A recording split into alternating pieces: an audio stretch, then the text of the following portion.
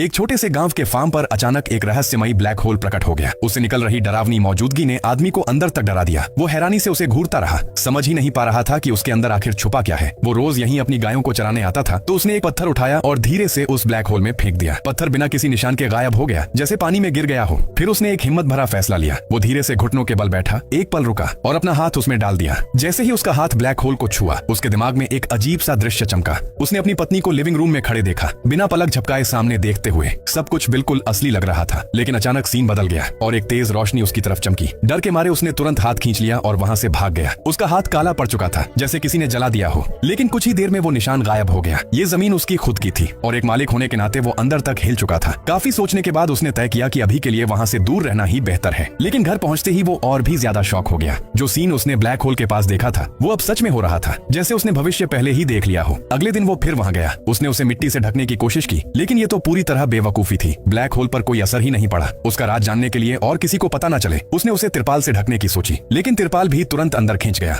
ये क्या बकवास है। तभी वो पीछे मुड़ा और दंग रह गया। 2 दिन पहले जो गाय गायब हो गई थी, वो अचानक उसके पास खड़ी थी, लेकिन उसकी पीठ में 2 तीर धंसे हुए थे। अब तो उसका दिमाग और घूम गया। क्या ये ब्लैक होल सच में ऐसा कुछ कर सकता है? दोपहर में एक औरत ट्रैकिंग करते हुए उसके फार्म पर आई। उसने कहा कि वो ये जमीन अच्छी कीमत पर खरीदना चाहती है, लेकिन उसके कपड़े देखकर बिल्कुल नहीं लग रहा था कि वो अमीर है। ऊपर से अब इस जमीन पर ये अजीब ब्लैक होल भी था। तो उसने उसे इग्नोर किया और अपने छोटे बेटे के साथ वहां से निकल गया। इतना पैसा है और गाड़ी तक नहीं है इसके पास। लेकिन जाते जाते उसने नोटिस किया, वो औरत गई ही नहीं, बल्कि उसने उसके फार्म के पास ही डेरा डाल लिया था। अब उसे और भी अजीब लगने लगा। आखिर वो इतनी जिद क्यों कर रही है ये जमीन खरीदने के लिए? कहीं उसे भी इस ब्लैक होल का राज तो पता नहीं चल गया।